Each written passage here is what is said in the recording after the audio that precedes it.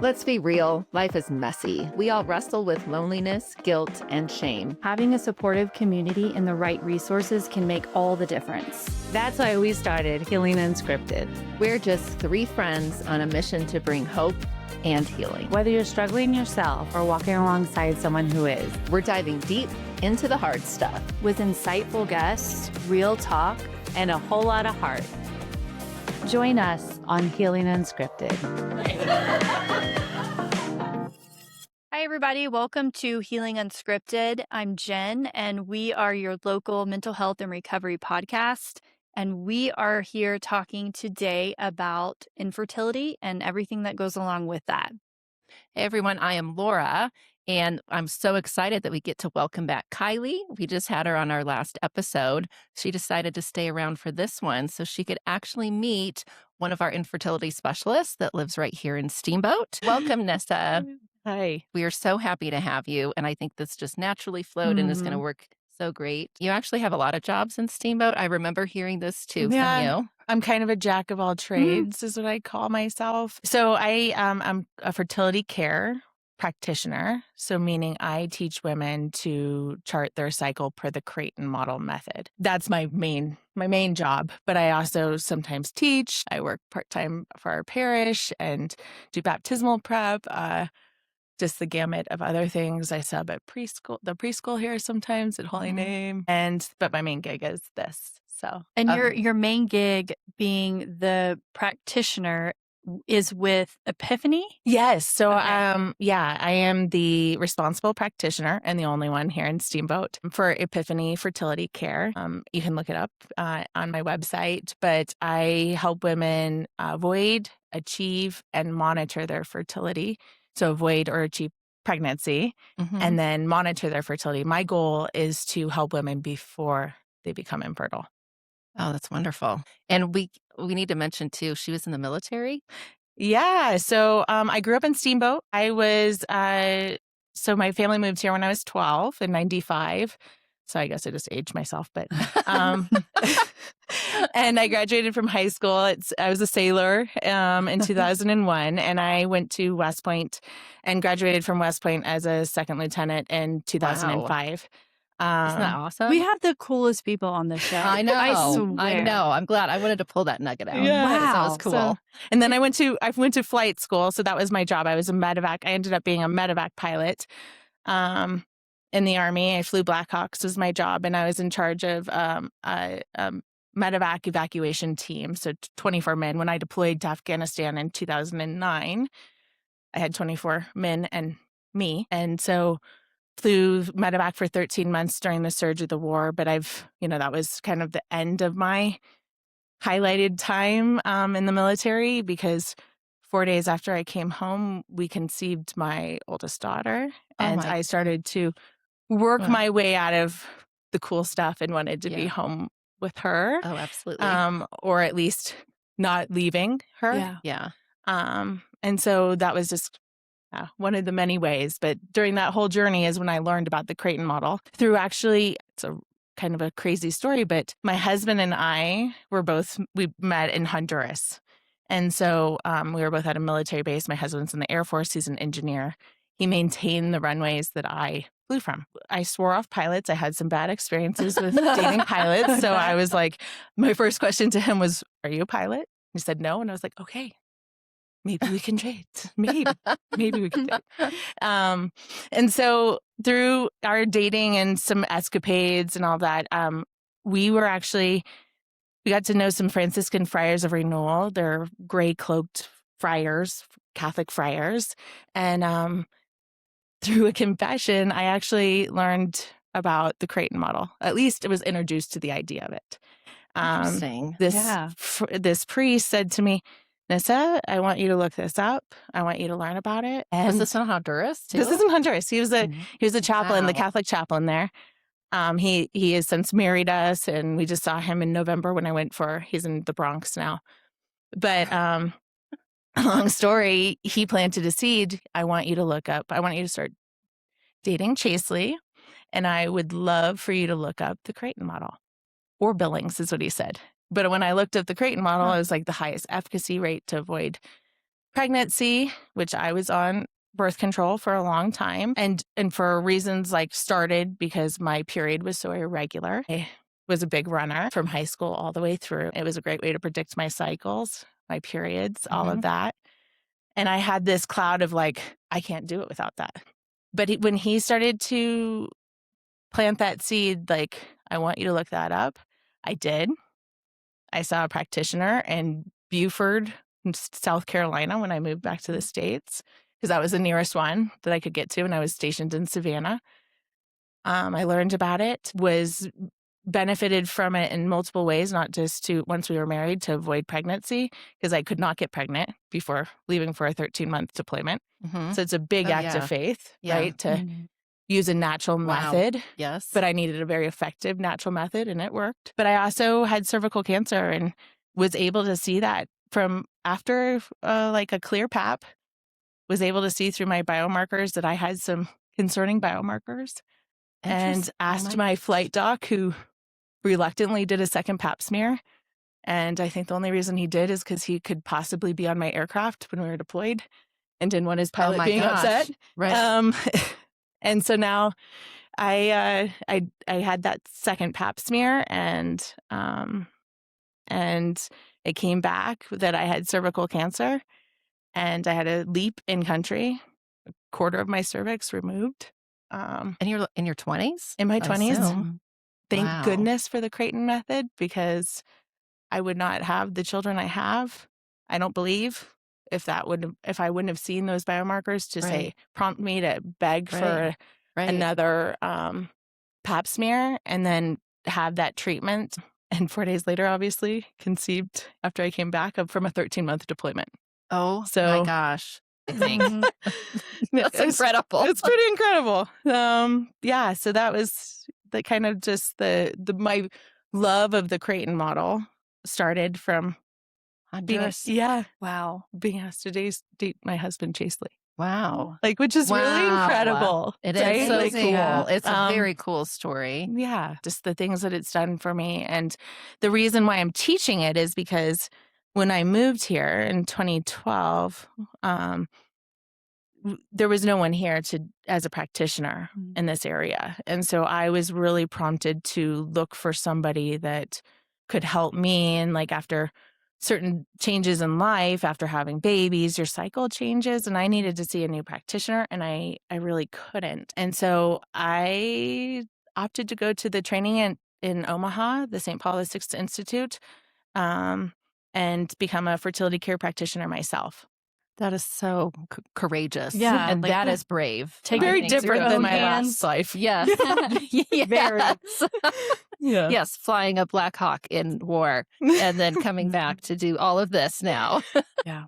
It's a different story, right? It's a great story. Good stories. When did you start practicing here in Steamboat then? So in 2017, I started my internship. So I started to practice right before COVID. Oh, boy. And so it was really a challenging time. Really, my clients started to build from other clients. And that is, when I started to practice, I was like, am I ever going to see people? Being the only one here, and it's hard to grow. Right. And I don't make the big bucks to do great advertising. Right. And so once people started to hear about what I did, and I had some clients have success, like achieve a pregnancy after, 2 years or more of trying, or beyond that, maybe after, surgery, through restorative surgery to the Creighton doctors, that's when I started to have more clients and more success. And I feel like gained some confidence. But so I've only been doing this since 2018. But, what I've seen in the last few years is like, once one woman has success, they talk. Oh, Right. They all yes, talk. indeed. And that's the beauty of it too. And then once, like one of those was maybe an RN, then they really talk. Yeah. And so I see people remotely too, and I see people in person. I'm the only fertility care practitioner in the whole western side of the state. And so Oh, we're so lucky. I know. The majority are in the Denver area. There's some in Colorado Springs, but really I'm the only one, I-70 West. I do have some telehealth doctors that also work with me. Typically, when I meet a client, I will decide which doctor to refer them to based on what their biomarkers are kind of indicating. Like if they just need hormone therapy, a telehealth doctor might be appropriate. But if I think they're on the journey towards needing Napro surgery, then I'm going to refer them to a doctor, and usually in Denver or in Omaha.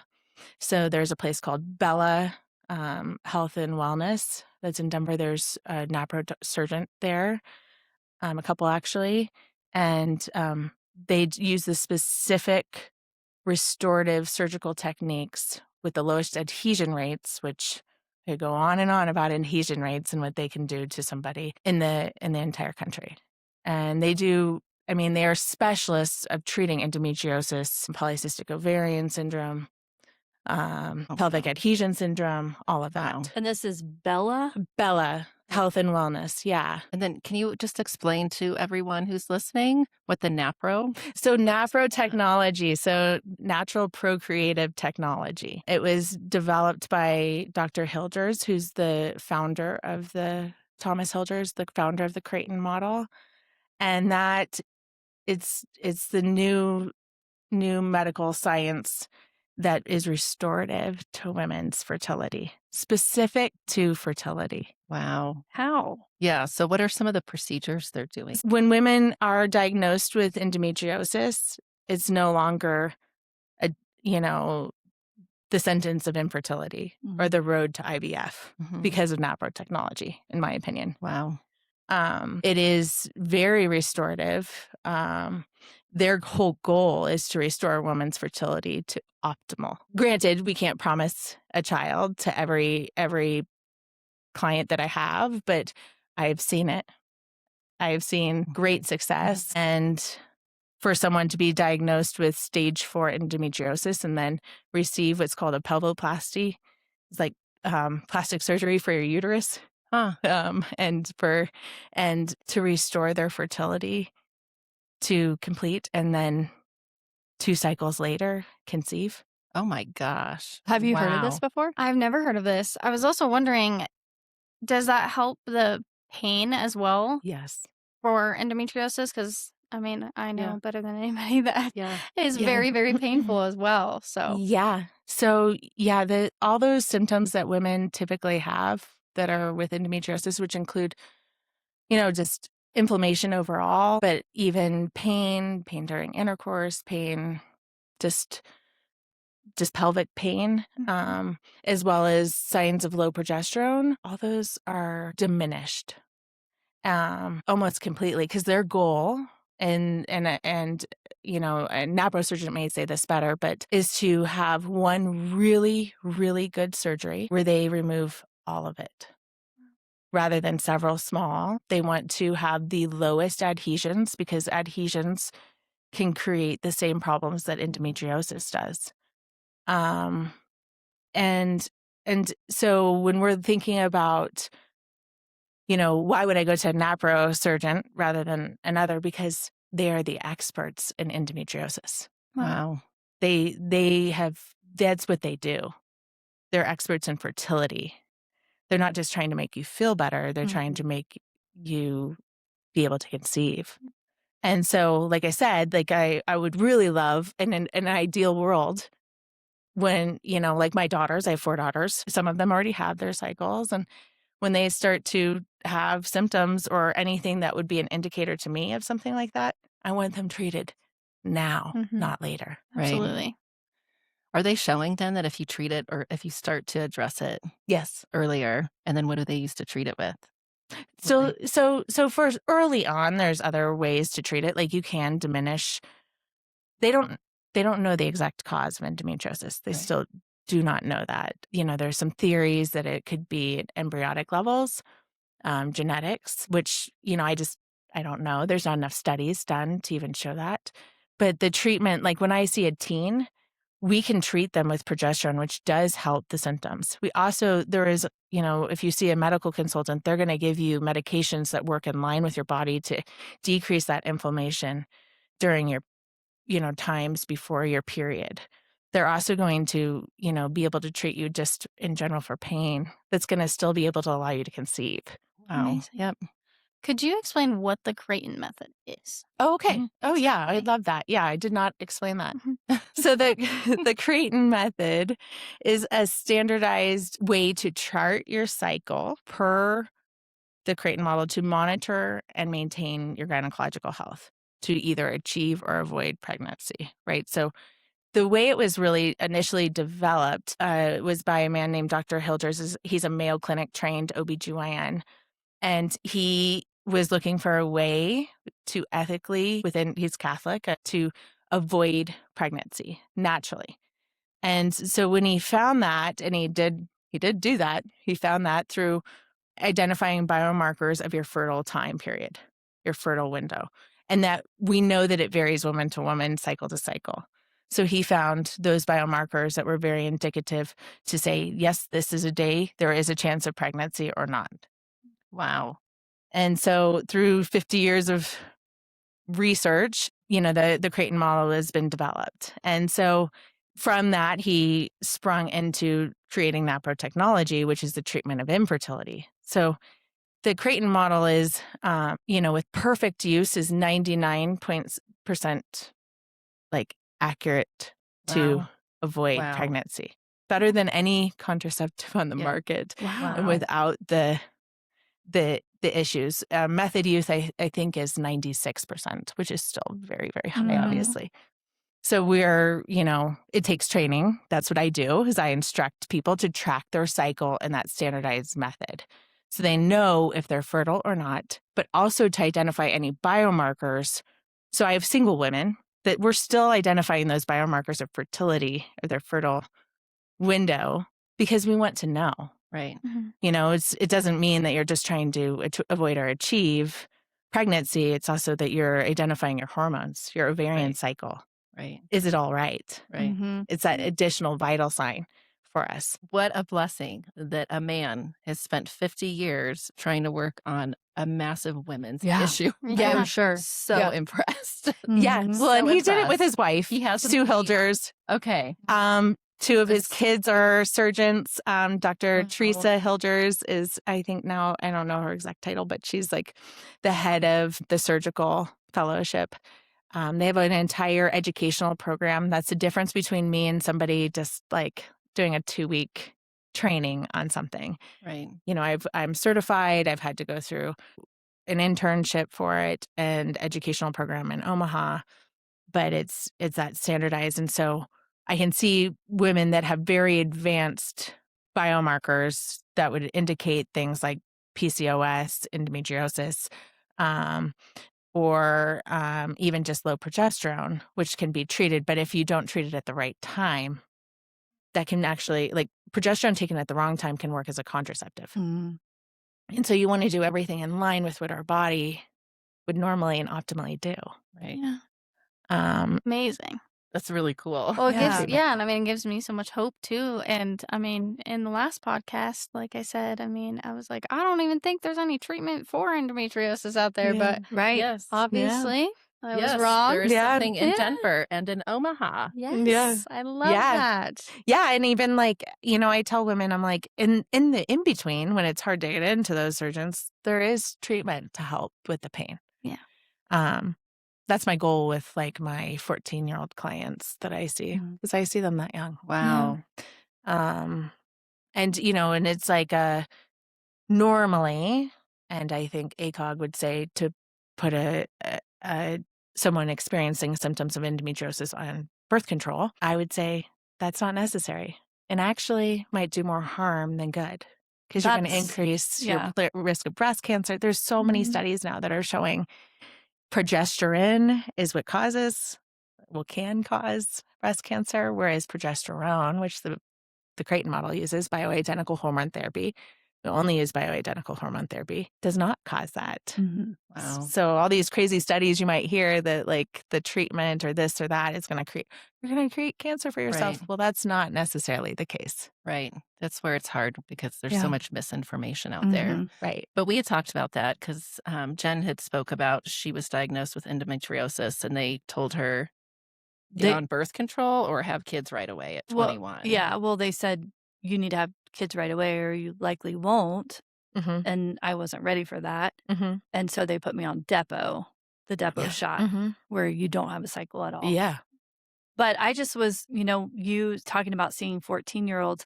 I didn't know until someone pointed out to me that that wasn't normal. I could see that. I just thought that was my normal, as far as like the pain, and no one was really talking about Right. it. And so until a doctor actually said, no, that's not normal, I had no Right. idea. Right. I just thought it was me. Right. Well, you think it's normal because they say you have cramps. So Mhm. what is a cramp and what does it feel Mm. like? right. Well, and that became your normal. It did. Just like yeah. mine, it became my normal. I was like, oh, this is just another bad one. Yeah, Like, exactly. So I think it's good to have conversations like this. So I think 14-year-olds. I think it's can- really important for women, and I love to do. I have with actually Sela. I've Mhm. done some, preteen teen cycle education, so I call it, and just to know that what is normal, Mhm. what's not normal. I mean, they say it can take 2 years for your cycle to regulate once you get Mhm. your period. That's normal. Beyond that, it's not. Right. You should have a normal cycle. And that doesn't mean that your cycle's 28 days or 30 days. Anything 35 week or less, we consider pretty normal. What we're really looking at is those luteal phases. And the Creighton model even pinpoints it even more. And we say post-peak. We base it off a biomarker that we see. And so we want to see that luteal phase not be highly variable. And that's actually more indicative of things that are not quite right when we have those luteal phases that are either really, really short, really long, or all over the place. how are women checking their biomarkers? Yeah, that's what I was like. Is this okay. a blood thing or No. So what is with the this? Creighton model, we're going to get some little. All right, Uh, everybody wants to know. Yes. So we check every day, all the time, whenever we use the bathroom. Okay. So all we're checking for, and we don't take temperatures, we don't check our cervix. We only check with flat layers of tissue when we go to the bathroom, when we urinate, have a bowel movement, all of that, Oh. before and after. But that's it.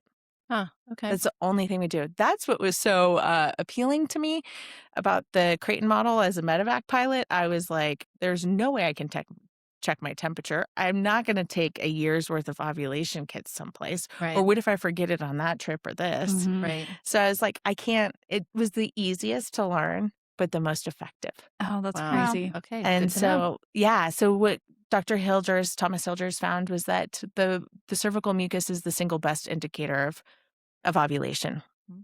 We can see a change. And when we do see that change, we can pinpoint when ovulation occurs very closely within 12 to 24 hours.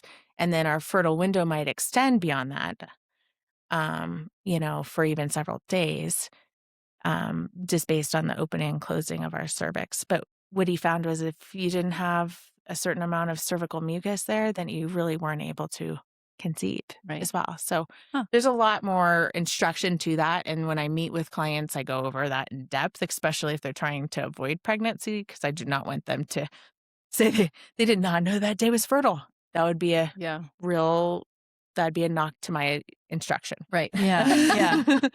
We talk about symptoms, cramps, pelvic pain, things like that, PMS symptoms. I do have many single clients that have PMS or PMDD, and that's why they're seeing me. Their intention is not to achieve or avoid. It's just to feel normal. Right. And on that note, too, I saw something on your website about menopause patients. Yeah. So we're in that category. So perimenopausal. So I really don't track cycles, but Napro technology is where when my clients transition into menopause, I would love for them still to see a Napro doctor because they're going to be more informed of the right hormone treatment and the more Absolutely. bioidentical hormone treatment and the research, like that misinformation. They actually know, well, no, that wouldn't cause cancer because that's what your body naturally creates. Right. So I think that's when the real advantage of Napro technology. Obviously, if you don't have a cycle, you're not going to see someone like me. Yeah. But that doesn't mean I don't talk to menopausal women and tell them like, this is what I would do. Yeah. Okay. So Wonderful. yeah, Good to know. Yeah. I'm glad I have you in my contacts now.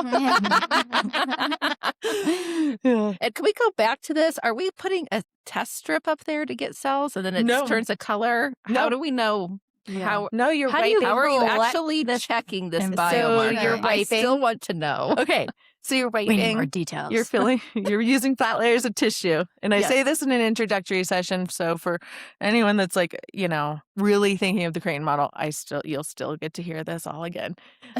We use flat layers of tissue, and we wipe the front, the perineal body or the urethra through the perineal body, and so front to back, and then you're feeling for that sensation. If it feels like really lubricative, that could be a sign of fertility.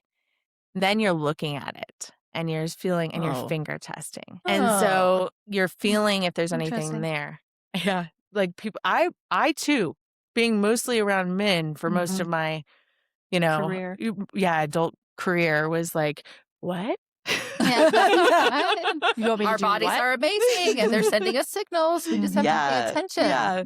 And so, you're feeling, then if you are able to finger test, you're able to see the stretch and consistency. And when something becomes more fertile, more estrogen based, because the follicular estrogen produces mucus, and that's the pre-ovulatory phase of our cycle. And so that pre-ovulatory phase is going to be more estrogen based. And we're going to see as a follicle starts to develop that you're going to produce more and more estrogen based mucus. And that estrogen based mucus is more visible. Wow. Like I'll have women that are like, I've never seen that before. And then they'll come in their first follicle and I saw it. Yeah. Yeah. Because You've never noticed it. Yeah. Yeah. So, it's. Oh, that's very cool. And it's very easy. Like Yeah. you're washing. I think like some women I'll hear like have this like aversion to touching. And I'm like, well, you should be washing your hands after the bathroom anyway.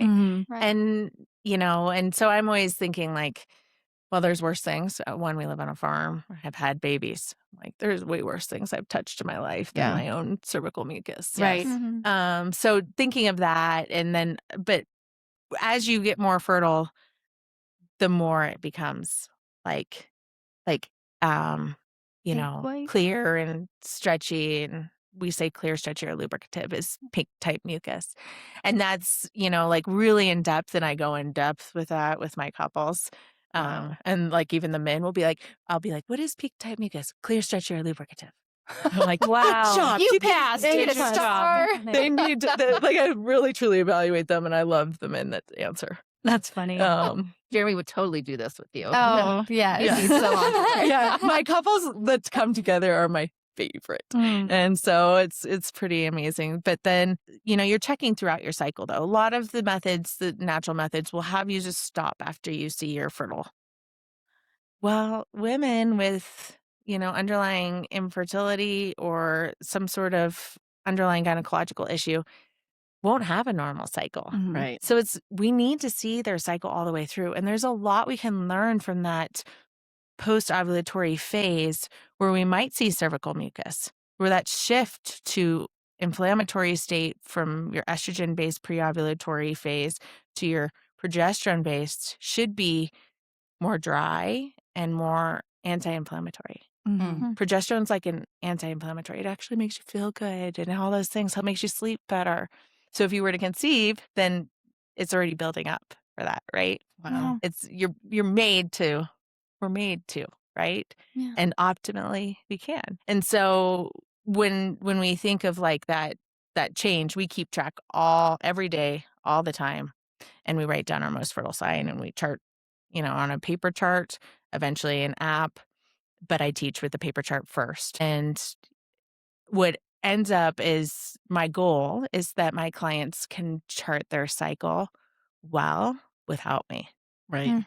That's the goal. Right. I want them to be able to be Good like, training. I had that again, and I know that's not great. Or, the things that I want them to have the power to say, oh, I should see that, or that's coming back. I'm Right. seeing my progesterone might be low now. Right. Things like that, to be able to ask a medical consultant to test them. Wow. And that's Yeah. it. So you can see through life changes. Like my Yeah. cycle's changed. I've charted since I was 25 years old. And it's changed. Yeah. Things have changed.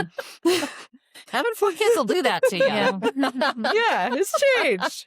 Maybe age too, but Yeah, yeah. a little of both that. So Well, and you're quite the educator too, because you're educating and then empowering women and couples to be able to track this on their own. yeah, I mean, So- that is truly my goal. And Yeah. they do a check-in and, we all kind of slide on whatever. And it's like, I do better when I know I'm going to be evaluated. Just like when I know I'm going to Mm-hmm. recert for my credentials, I'm like, okay, well, get better polish that up a little bit, Mhm. right? So we all do better when we see someone On like the me, regular. on a Yeah. regular basis. Mhm. But the goal is that they know when they could be pregnant. They know when that maybe didn't happen this month. They know that, there's a chance more than ever too. And that's what I really like, is that they can see if there's a biomarker that, that indicates higher risk for low progesterone, for instance. Then they know that they need to get tested and the way they're tested. I even share that with them. Like, this is what this medical consultant's going to do, because we have a protocol. Right? Uh-huh. That's the Right. beauty of it. It's standardized Yeah. to the point that we have a protocol. It's not like, oh, let's just see Let's what they try do. this. Yeah. Yeah. Like, I mean, when we test progesterone, we test peak 3, 5, 7, and 9. And I know that. And so do my clients. And if a medical consultant veers away from that, they're like, oh, why? And they might explain why. Like, oh, we only need to test 7 because if we know it's low, then it's low. And then we'll go further if we need to. Something Wow. like that. But it's like that language and empowering them to know that they can do this and that there's hope for healing. Right. So Is that something that's- that you would be interested in? Absolutely. Yes. Yeah. And it's- nothing you've ever tried before. I mean, when, like I said previously, when you hear that you're infertile or, you get diagnosed with something, you go down rabbit holes, you research everything. So, of course, the cervical mucus checks and this and that. So, I've heard a little bit, but, I've never really, really paid attention, a little bit Right. here and there. But yes, I would love to be more educated and super interested in the surgery. What was it? Napro. oh, yeah, the pelvoplasty. Yes. Yeah. Yes. Because that would So- be a game changer. Yeah. Yes. Usually what I tell for a new client is, when we do the introductory session, that lets you know kind of the bare bones of what I do and what the Creighton method offers. If a client chooses to go forward beyond that, that first follow-up is where I intake all of what you've done, all the things about you. And it's, confidential.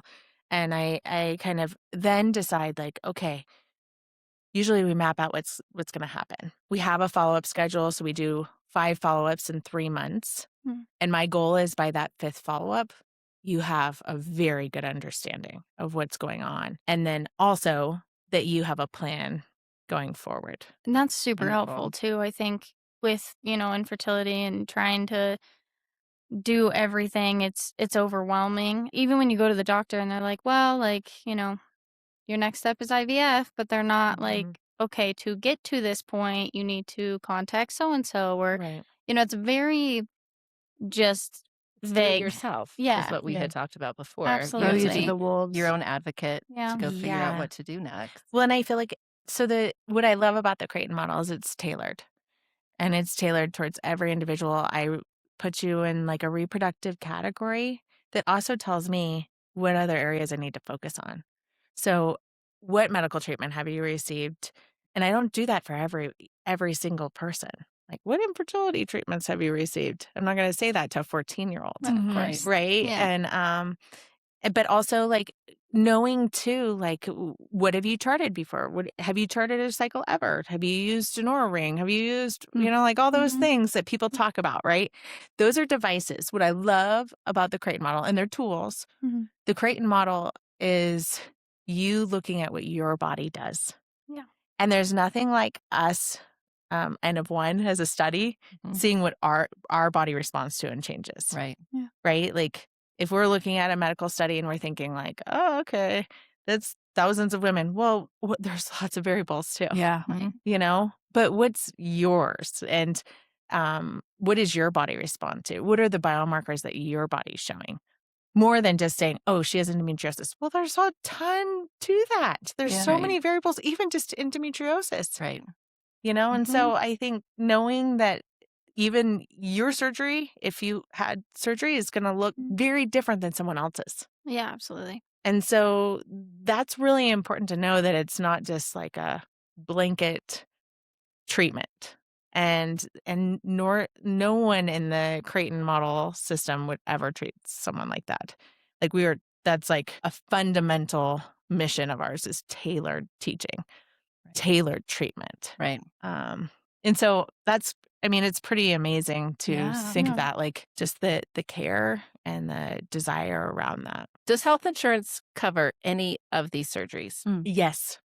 Yes. They do. But I will tell you, so endometriosis in particular, it's like a cancer.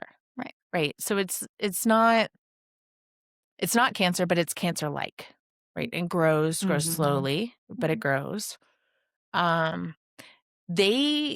Insurances typically pay for 1 hour of Napro restorative surgery, Mhm. whereas they should be paying for 5, 10, sometimes even in extreme cases, 12.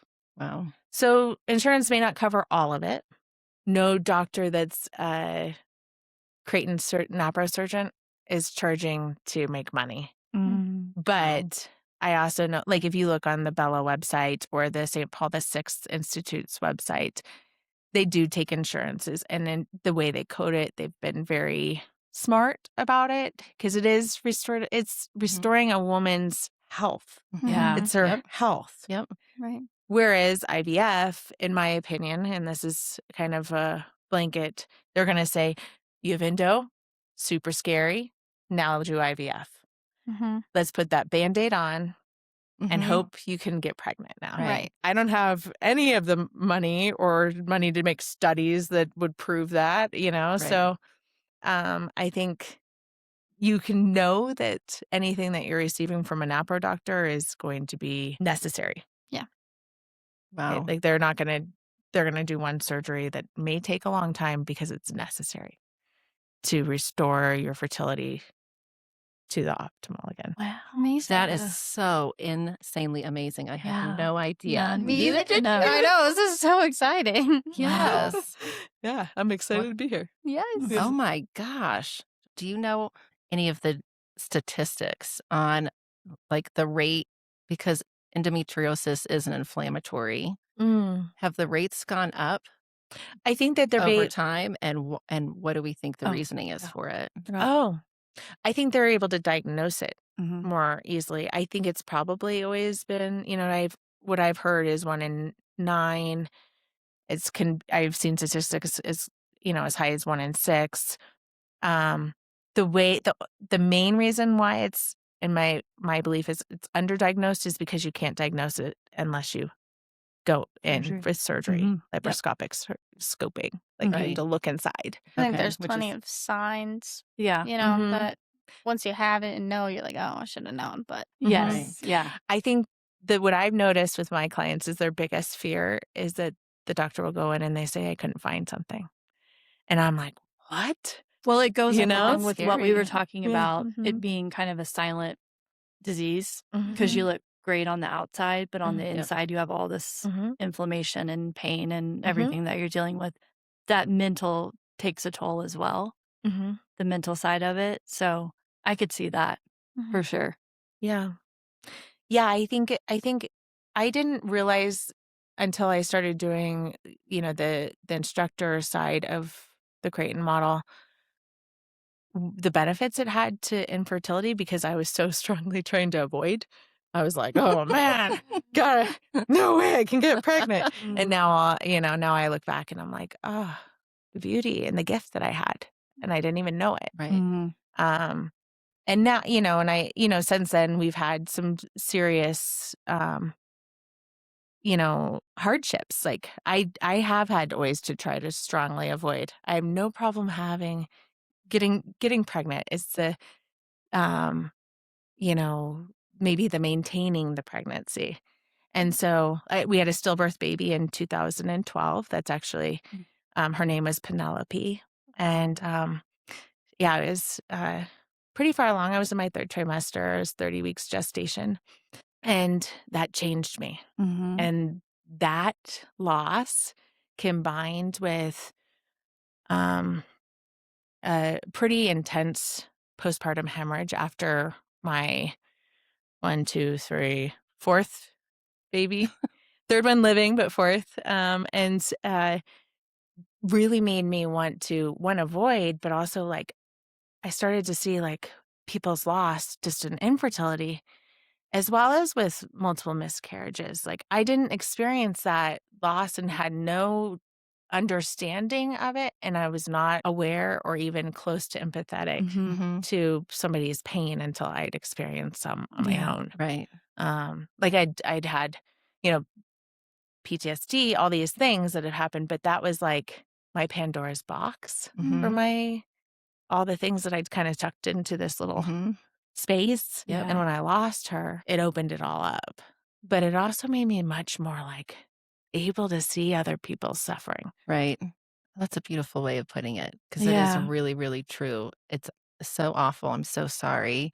And there's something in loss that does change the way that we see the world and we see people differently. Because I think, even though somebody has the pretty face on and all together, we have no idea of how much they're hurting right now. Because you do have to put on a tough face and you do have to keep going about your life and you have to keep going to work and functioning.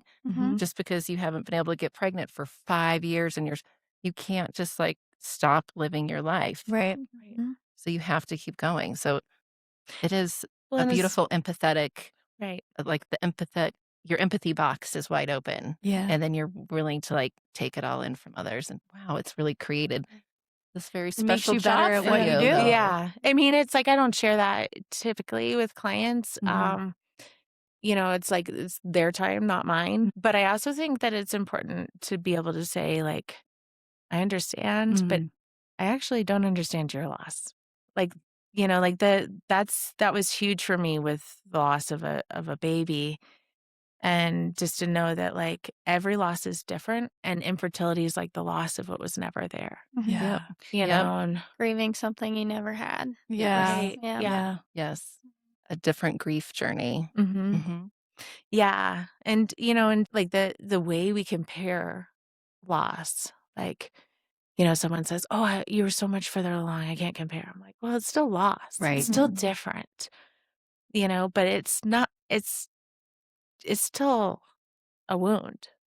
Yeah. And we are our wounds, and so like repairing those and restoring those, I think is like the beauty of the Creighton model in general. Like when I sit with a client, I'm sitting with them for a while, and journeying alongside them in that path. Cause I can't promise them a baby, but I can promise that I'm going to help them chart their cycle, that we'll do everything we can. I give them hope, like that there is more than just the Band-Aid approach. Right. Right. And that's a huge gift in itself. Yes. Yeah. The giving of hope and of just a different way to go about it than the typical IVF or this. Absolutely. I mean, that's a huge gift in itself. Yeah. Yeah. Well, as we wrap up today, if someone came into your office feeling hopeless and broken and all of the things, what would be the one thing you would tell them before you begin your session with them? Because I've had this happen. Usually I say today is enough for today. Just take it one day at a time, right? One day at a time. And to know that there's hope for tomorrow. Oh, today is enough for today. I'm taking that with me. Me too. Put it in our pocket. I like that. Yes. Yeah. Well, thank you for sharing everything and for sharing some of your journey as well. I'm sorry for your loss, and I appreciate what you do for our community, not just here in Steamboat, but the whole region. So you're a pretty special person. Thank you. And so thanks for taking the time to sit down and talk to us and educate us, because I didn't know any of this. Yeah. Right. Well, thanks for having me. I love to talk about Creighton. Absolutely. Yes. And we had talked about it, but you are a special unicorn yourself. Mhm. And then I would like to put her in, because we've had some other women on here who are amazing, and they're in our badass club. Yes. You are badass. Yeah, seriously. You don't fly a Blackhawk helicopter into war, come back and I become know. this whole different kind of specialist and have all these weird side things that you can do. You are a magical unicorn badass. Incredible. You have a Thank huge you. title Oh, now. thank you. Yeah. Oh, thank you. We'll have to break that down into the letters, after your name. Yes, yes, Unicorn, yes. And they'll be like, badass. "Who is this lady I'm supposed to meet?" Just go meet her. Yes. Just go meet her. You'll figure it out when you meet her. And we'll include all this information on in the notes after the podcast as well. So you'll have links and you can reach out to her if you need her. Thanks so much, everyone. Thanks for joining us today. Thank you again, Kylie, for staying and joining us. Of course. I can't wait to become one of your clients. Yeah. Yes. We'll Make the have connection. definitely have to We're do going to have a updates follow-up. Yes. for this. Yeah. Wonderful.